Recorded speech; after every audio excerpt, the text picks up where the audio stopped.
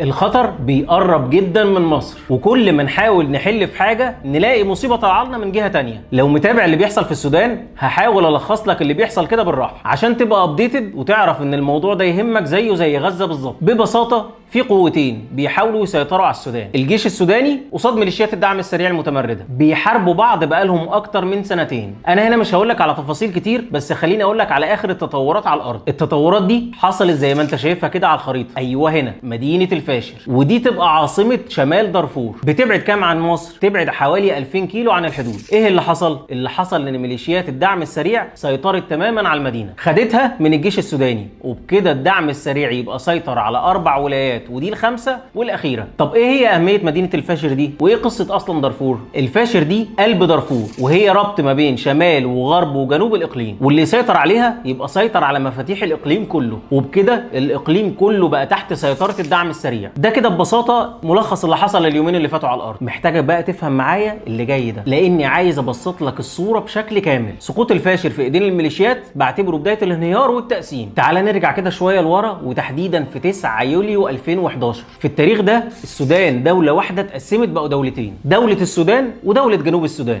وده بعد ما حصل استفتاء من الناس اللي هناك على التقسيم. المفروض بقى ان الوضع يهدى شويه وكل دوله تبدا تطوير نفسها، بس بعد سنتين وتحديدا ابريل 23 بتبدا المواجهات بين الجيش والدعم السريع. بتحصل فين؟ في دوله السودان، مش دوله جنوب السودان، لا دوله السودان نفسها اللي هي على الخريطه قدامك دي. بتحصل ليه؟ بتحصل عشان هم عايزين تقسيم دوله السودان للسودان وغرب السودان او دارفور، اي اسم تختاره. وده زي ما قالت BBC من حوالي سنه كده. ده يا صديقي السيناريو المرسوم، وفي خطوات منه كتير جدا اتنفذت على الارض. طيب موقف الجيش السوداني ايه من سقوط الفاشر في ايدين الميليشيات؟ اقول لك ان رئيس مجلس السياده السوداني عبد الفتاح البرهان اعلن الانسحاب الضروري للجيش من المدينه، لكنه وعد بالانتقام لاهالي الفشر وتطهير المدينه من المتمردين، وده بعد الاعلان عن مجازر ارتكبتها الميليشيات ضد الاهالي. لو كنت فاكر ان مدينه الفشر هي مدينه مركزيه ومحوريه في الصراع باعتبارها يعني مدينه كبيره واللي يسيطر عليها يسيطر على دارفور، فانت محتاج تسمع اللي جاي ده. الفشر مدينه مليانه بالمعادن المهمه، يعني فيها مناجم حديد ونحاس ورصاص ويورانيوم. يورانيوم؟ والله يورانيوم. واعمل لي بقى كده زوم على كلمه يورانيوم دي في الخبر. ده غير ان هي بتمتلك خمس الثروه الحيوانيه في السودان كلها. سياسيا بقى علشان تبقى فاهم، الهدف مش دارفور وبس. عبد الرحيم دقلو نائب قائد قوات الدعم السريع اخو حميدتي قائد القوات اكد ان المعارك هتفضل شغاله في محاور ومناطق تانية، منها بورتو سودان وام درمان، وده هيحصل في المرحله اللي جايه. يعني الفشر دي بتفتح الباب ان هم يدخلوا الجزء الجنوبي كمان من السودان. طب ومصر؟ حميدتي ده عنده مشكله كبيره جدا معانا، وقال من كام يوم انه بيهدد بضرب اي طياره تحاول تضرب قواته من اي دوله مجاوره، وكمان ضرب المطار اللي طالعه منه. على فكره حميدتي ده ضرب مطار الخرطوم فعلا اللي تحت سيطره الجيش. طب مصر بقى ما ينفعش تتعامل مع قوات الدعم السريع؟ اقول لك ان مصر عندها موقف واضح جدا. مصر مع جيش الدوله، مش مع اي تمرد ولا متمردين، وده نهج مع اي دوله في العالم مش مع السودان بس. طيب الموقف الدولي بقى اخباره ايه؟ في مجموعه رباعيه من مصر والسعوديه وامريكا والامارات بتحاول تحل القصه دي. بس لو انت فاكر ان اللي بيحصل في السودان بين الجيش وقوات متمرده بس، انا باكد لك تاني ان الموضوع اكبر من كده بكتير، وان اللي بيحصل ده خطوه للتقسيم. مسعد بولس كبير مستشاري ترامب للشؤون العربيه والافريقيه قال يا حرام الوضع في الفاشر مقلق جدا استراتيجيا وانسانيا، وكمان حذر في كلامه لقناه العربيه من سيناريو ليبي لتقسيم السودان. كده بقى مالكش حجه انك تفهم انه مخطط. اول ما تسمع قصه القلق من التقسيم تعرف انه جاي على طول. خطوره اللي بيحصل ده على مصر ايه؟ في رايي الشخصي بعد ما شفنا التصرفات الفرديه اللي عملتها اثيوبيا في اداره سد النهضه والفيضانات اللي بعدها حصلت، كان في دولتين مصر والسودان هم اللي متضررين بس من السد. بعد شويه هيبقى في 4 دول، جنوب السودان والسودان ودارفور ومصر، يعني بتصعب مهمه الاتفاق ما بينهم على موقف واحد. ودي نقطه. النقطه الثانيه والاهم،